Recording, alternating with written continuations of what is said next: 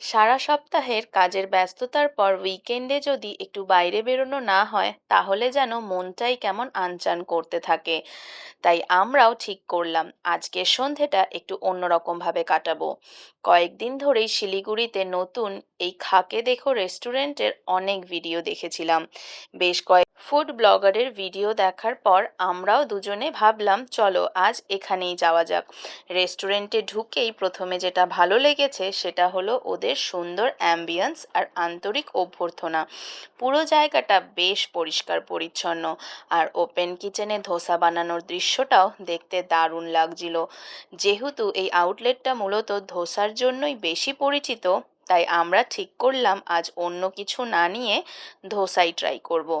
যদিও মেনুতে চাইনিজ আর কন্টিনেন্টালও ছিল, তবুও প্রথম ভিজিটে ওদের স্পেশালিটিকেই সুযোগ দেওয়া উচিত মনে হলো।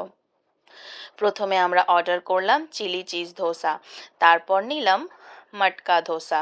দুটোই দেখতে যেমন আকর্ষণীয় ছিল, খেতেও তেমনি দারুণ। বিশেষ করে মটকা ধোসার সঙ্গে যে পনিরের ডিপটা দিয়েছিল সেটা স্বাদকে আরও বাড়িয়ে দিয়েছিল। ধোসাগুলো ছিল একদম ফ্রেশ, ক্রিস্পি আর ফ্লেভারেও বেশ ব্যালেন্স। দামের দিক থেকেও আমাদের কাছে মোটামুটি যুক্তিসঙ্গতই মনে হয়েছে। খাবারের পরিমাণ, স্বাদ আর সার্ভিস সব মিলিয়ে অভিজ্ঞতাটা বেশ ভালো ছিল। সবশেষে বলবো, যদি আপনারাও ধোসা খেতে ভালোবাসেন আর নতুন কোনো জায়গায় ট্রাই করতে চান তাহলে এই আউটলেটটা একবার অবশ্যই ঘুরে দেখতে পারেন। আমার প্রথম অভিজ্ঞতা কিন্তু বেশ ভালোই ছিল, আবারও অন্য কিছু মেনু ট্রাই করতে নিশ্চয়ই এখানে আসবো।